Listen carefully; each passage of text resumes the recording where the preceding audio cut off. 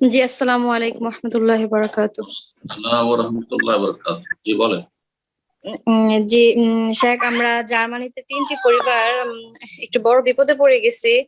তো প্রশ্নটা একটু বিস্তারিত ভাবে বলতে চাই যাতে আমাদের অবস্থাটা একটু বোঝা যায়। তো আমাদের বাচ্চাগুলোকে হাই স্কুলে ভর্তি করাতে হবে এখানে। এই বছরের ভর্তি করানোর জন্য এই বছরের মধ্যেই, ডিসেম্বরের মধ্যেই কাগজ জমা দিয়ে দিতে হবে। তো সমস্যা হলো যে এখানে ছেলে মেয়ে একসাথে সুইমিং করা ইত্যাদি বা শারীরিক শিক্ষা বিষয় একসাথে যে ক্লাসে অবস্থান করতে হয়, এই বিষয়গুলোতে মানে বিষয়গুলোকে বাধ্যতামূলক করে রাখা হয়েছে। আর ছেলে মেয়ে আলাদা যে স্কুলগুলো আছে যেখানে আলাদা পড়ালেখা করা যায়, ছেলে মেয়ে আলাদা স্কুল, সেখানে আবার বাইবেল পড়া বা পরীক্ষা দেওয়া এবং গির্জায় প্রার্থনা করা ইত্যাদি বাধ্যতামূলক। মানে আর বুঝলাম না। মানে বাইবেলে পড়তে হবে, পরীক্ষা দিতে হবে, অথবা প্রতিদিন সকালবেলা গির্জায় প্রার্থনা করে ক্লাস শুরু করে। হ্যাঁ, তো ওখানে অ্যাটেন্ড করা বাধ্যতামূলক। তো তো এখানে আসলে আমরা হিজরত করার জন্য ৩টা পরিবারই আলহামদুলিল্লাহ মানে ডিসিশন নিয়ে নিচ্ছি, কিন্তু কোথায় যাব? লন্ডন বা কানাডাতে যে যাব, সেখানে লন্ডনে মাদ্রাসাতে ভর্তি করানোর জন্য সেখানে আপনার হয়ে গেছে যে ব্রেক্সিটের কারণে লন্ডনে মানে বাহির থেকে এখন অ্যাব্রোড থেকে কোনো স্কুল মানে স্টুডেন্ট আর ভর্তি করাচ্ছে না। তো ওখানে এখন স্টে পারমিশন সব মিলাই ঝিলাই অনেক বেশি মানে জটিল হয়ে গেছে এবং কানাডা অত্যন্ত ব্যয়বহুল। ব্যয়বহুল। জি, আর বাংলাদেশে স্বামী পরিবার একবারে যেতে রাজি হয় না। যে আমি কি সন্তান নিয়ে যে চলে যাব, এটাতে অনেক বেশি মানে মন মানে সায় পাচ্ছি না। ইস্তেখারা পড়তেছি তিনটা পরিবারই আমরা, কিন্তু কোন ডিসিশনে উপস্থিত হতে পারছি না। বড়ই পেরেশানির মধ্যে আছি, মানে কি ডিসিশন নিব আর কি বুঝতে পারতেছি না। যে স্বামীকে রেখে কি আমরা সন্তানের ভবিষ্যতের জন্য বাংলাদেশে চলে যাব, সেখানেও অনেক ফিতনার মধ্যে পড়তে লাগে। নিজেদের ইমান আমল এখানে ভালো থাকে, এখন সন্তানের জন্য একটা ডিসিশন নিতে হবে আমাদের। এখন আমরা কি এখানে একটা কোন ডিসিশন নিয়ে নিব নাকি বাংলাদেশে? জি, বুঝতে পেরেছি। ঠিক আছে। আল্লাহ রাব্বুল আলামিন ইরশাদ করেছেন, আলাম তাকুন আরদুল্লাহি ওয়াসিআতান ফাতুহাজিরু ফিহা। আল্লাহর জমিন কি প্রশস্ত নয় যে সেখানে তোমরা হিজরত করতে? আল্লাহর জমিন কি প্রশস্ত নয়? ফাতুহাজিরু ফিহা, সেখানে তোমরা হিজরত করতে, স্থানান্তরিত হয়ে যেতে, চলে যেতে নিরাপদ স্থান। যে সমস্যার কথা বললেন, ছেলে মেয়েদের শিক্ষার সমস্যা, সরকারি স্কুলে পড়ালে সহজ শিক্ষা, যেখানে বড়ই ফিতনা, আখলাকি চারিত্রিক ফিতনা রয়েছে, অবাধ মেলামেশা রয়েছে। পাশ্চাত্য সভ্যতা, যেখানে নর নারীর কোনো পার্থক্য নেই, সেই সভ্যতায় ডুবে যাবে, ধ্বংস হয়ে যাবে।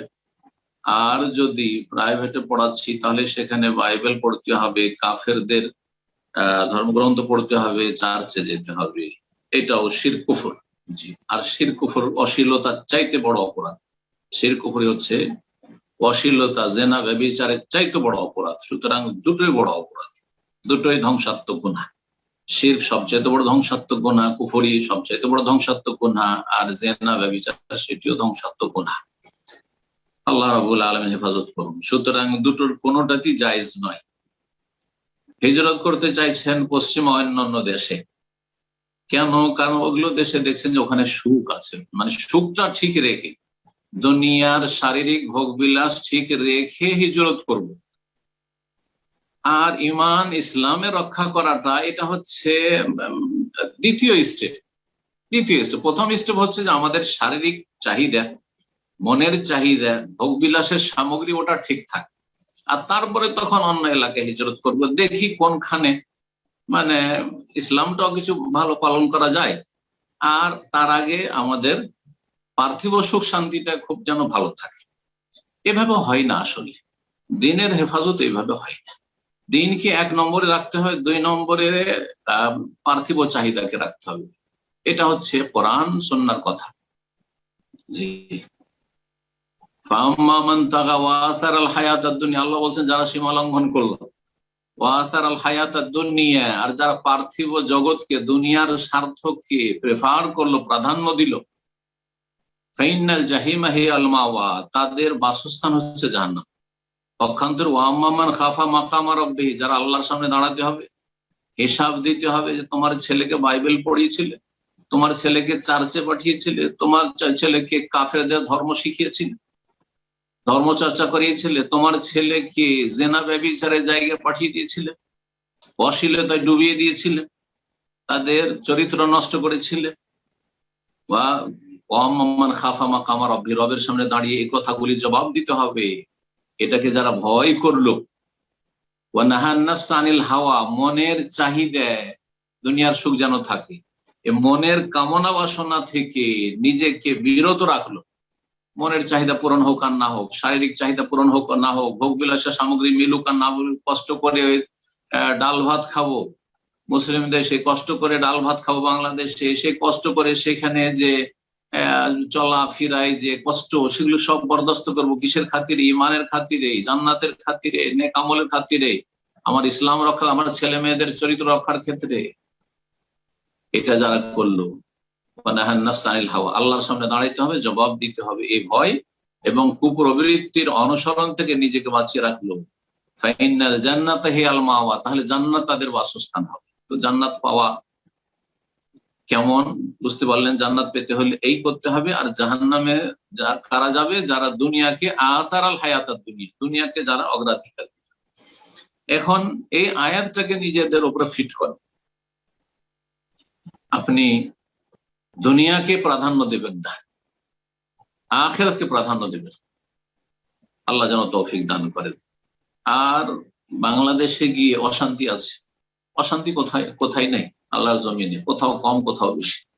অসৎ লোক কোথায় নেই, পাপী কোথায় নেই, খারাপ লোক কোথায় নেই, সব জায়গায় আছে। আর সব জায়গায় ভালো মানুষ আছে, কোথাও বেশি কোথাও কম। সুতরাং মুসলিম দেশ, মাতৃভূমি, জন্মভূমি, আসল বাসস্থান, এটা সবচেয়ে ভালো জায়গা। এটা সবচেয়ে ভালো জায়গা যেখানে আপনি আপনার ইসলাম নিয়ে, ঈমান নিয়ে টিকে থাকতে পারবেন। মুসলিম পরিবেশে বোরখা পরেন, চেহারা ঢাকেন, কেউ উত্ত্যক্ত করবে না, আরো সম্মান করবে।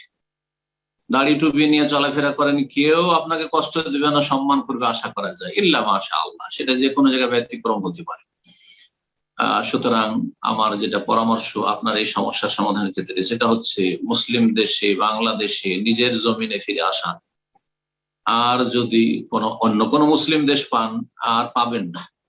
বর্তমান মুসলিম দেশে এইরকম এত রাস্তা প্রশস্ত নেই যে আপনি এত সহজে গিয়ে সেখানে আপনি স্থায়ী হওয়াটা তো নেই।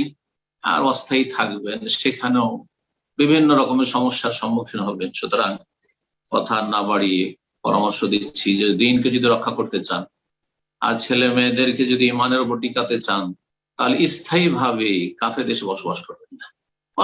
অস্থায়ী ভাবে গিয়েছেন, রোজগার করেন চলে আসেন, রোজগার করেন চলে আসেন, স্বামী রোজগার করছে চলে আসুক, কিন্তু মুসলিম পরিবেশে বসবাসের চেষ্টা করুন, মুসলিম সমাজে বসবাসের চেষ্টা করুন, মুসলিম দেশে বসবাসের চেষ্টা করুন। আল্লাহ যেন তৌফিক দান করেন, আল্লাহ যেন ছেলে মেয়েদের ভালো তরবিয়তের তৌফিক দান করে। বলছেন ইস্তেখারা করছি। দেখেন, ইস্তেখারা মানে আল্লাহর কাছে কল্যাণ কামনা করা, তার সাথে কর্ম করতে হবে। আল্লাহ তুমি আমার ছেলে মেয়েদের ভালো ব্যবস্থা করে দাও, আল্লাহ তুমি আমার ছেলে মেয়েদের ভালো ব্যবস্থা করে দাও। আপনি কদম উঠালেন, কদম বাড়ালেন না, আপনি শুধু পশ্চিমা দেশে থাকতে চান, তাহলে কি করে হবে? শুধু ইস্তেখারা দিয়ে কাজ হবে? ইস্তেখারা হচ্ছে দোয়া, দোয়ার সাথে দাওয়া লাগবে, দোয়ার সাথে দাওয়া লাগবে। মানে নিজের ছেলে মেয়েদের ভালো ইসলামিক তরবিয়তের পরিবেশ তৈরি করতে হবে, সেই পরিবেশে যেতে হবে যেখানে ছেলে মেয়েদের ভালো প্রতিপালন করা সম্ভব হয়। তার সাথে দোয়া কোনো সেই দোয়া ফলপ্রসূ হয়। আল্লাহ যেন বোঝার তৌফিক দান করেন, আমল করার তৌফিক দান করেন। এবং এই কথাগুলি শুধু আমাদের এই বোনের জন্য না, ওই 3টি ফ্যামিলির জন্য না, সবার জন্য বলছি, সকল মুসলিমদের জন্য বলছি। আল্লাহ রাব্বুল আলামিন যেন আমাদের সকলের হেফাজত করেন এবং সকলকে সঠিক সিদ্ধান্ত নেওয়ার তৌফিক দান করেন। ছেলে মেয়েদের তরবিয়ত আল্লাহ যেন সহজ করে দেন।